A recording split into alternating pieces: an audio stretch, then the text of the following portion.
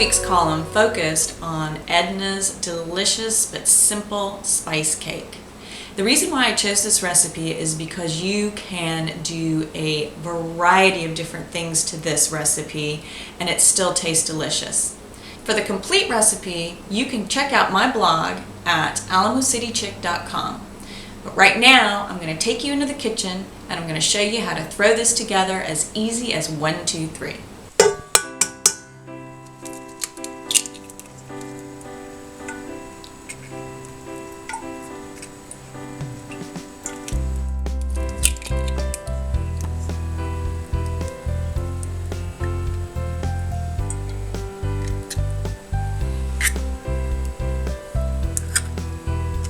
From what I understand, Edna's spice cake called for very, very fine bits and pieces of walnuts.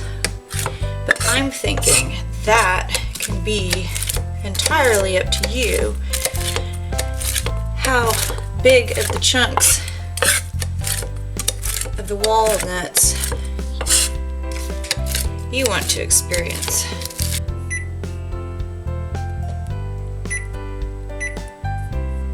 So this cake calls for 10 egg whites and 10 egg yolks. And with the egg whites, it calls to beat them until very, very stiff. What this does is it makes a lighter cake along with the sifted flour. So, turn this on. Pretty high speed. Let the mixer do its magic. Okay, so as you can see, there are soft peaks that are forming, and this is when you turn it off. Don't try and add the sugar while the mixer is on, or else you'll have a hot mess. There's 2 cups of sugar in here. I'm going to add approximately 1 cup. And now I'm going to continue to beat until the egg yolks are stiff, almost like a meringue.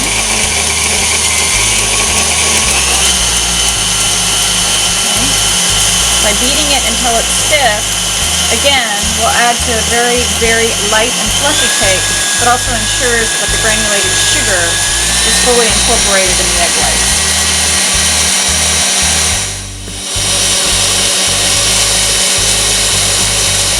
Now we have the egg whites beaten to very stiff peaks.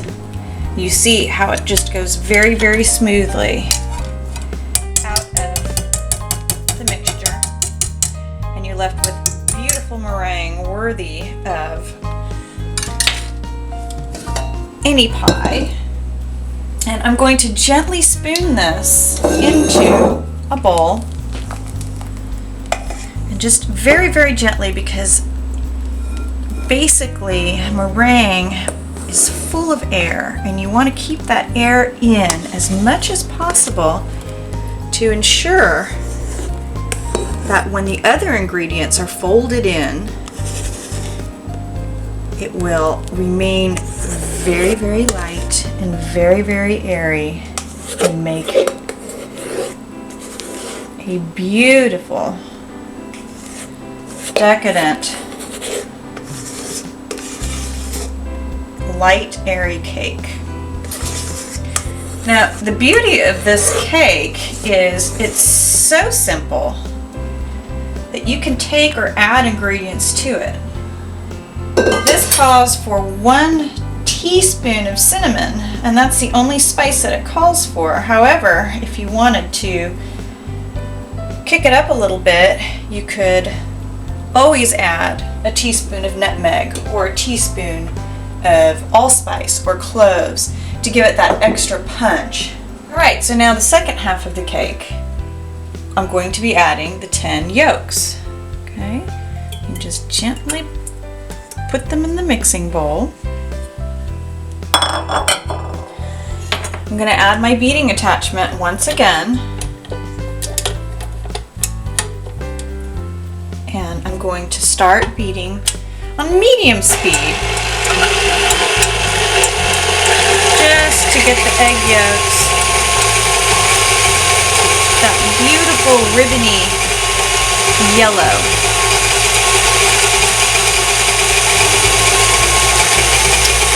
And to that,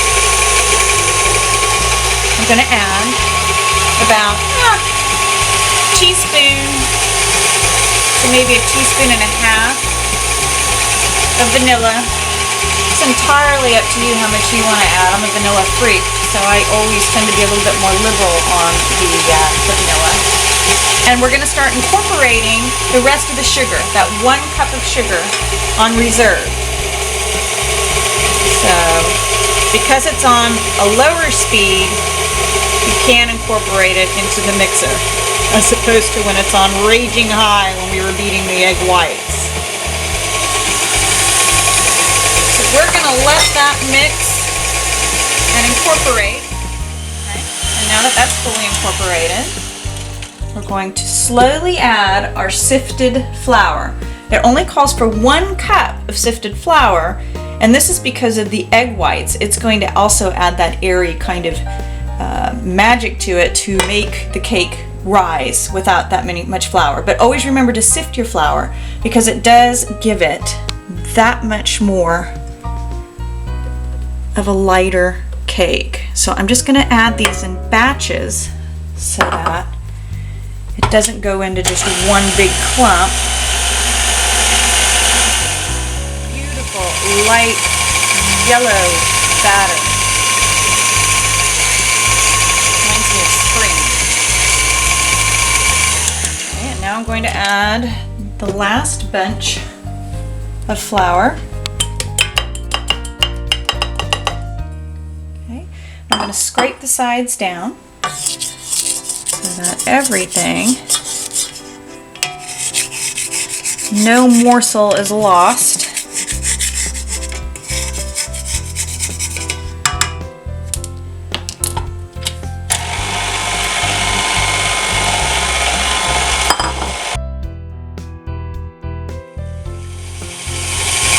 And a very liberal teaspoon of cinnamon, because it is, after all, a spice cake.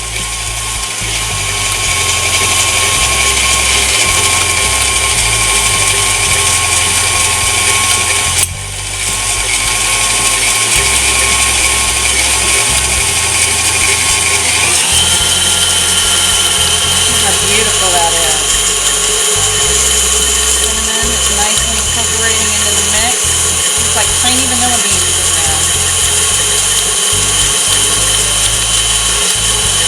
And again, like I said, you can be creative with this cake. You can add nutmeg, you can add pumpkin pie spice, you can add allspice, cloves.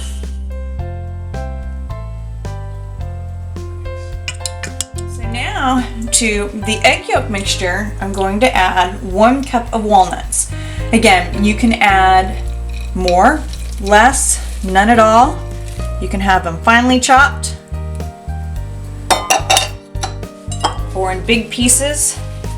It's entirely your preference. And I'm just going to fold these in, stir them in, and you can see with that egg yolk and the flour how thick the batter is.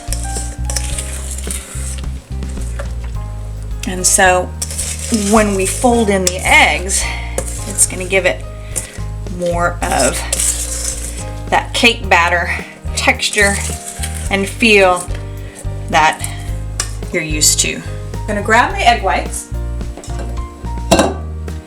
and I'm going to begin to gently transfer them into the egg yolk mixture. And all I'm going to do is gently fold and fold and fold. Again, takes some patience and time, but it is imperative that this is incorporated very lightly so that the cake will come out light.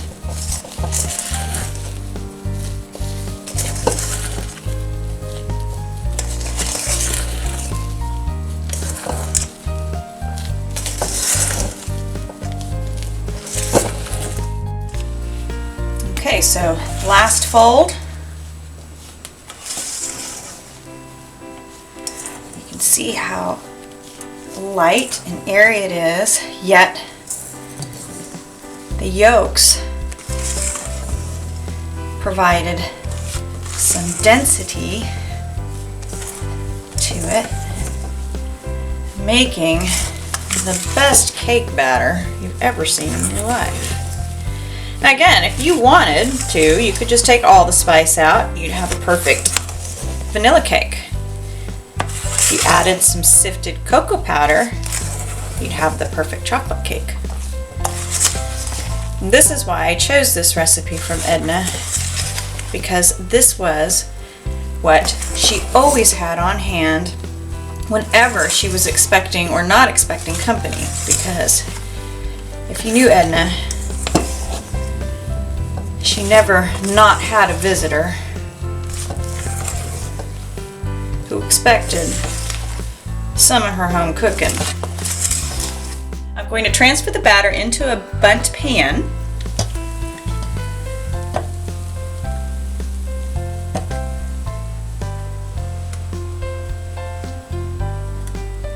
It called for an ungreased pan. However, I opted to spray it a little bit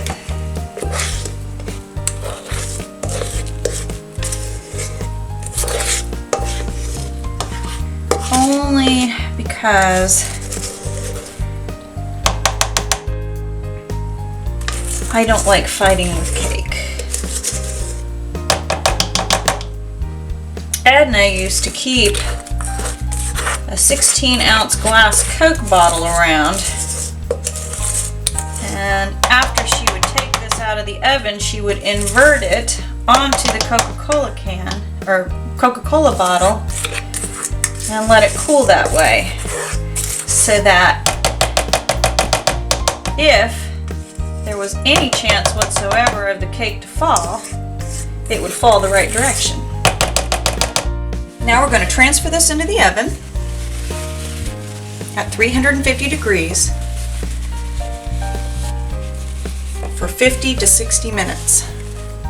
Give it a couple of taps, get the air bubbles out.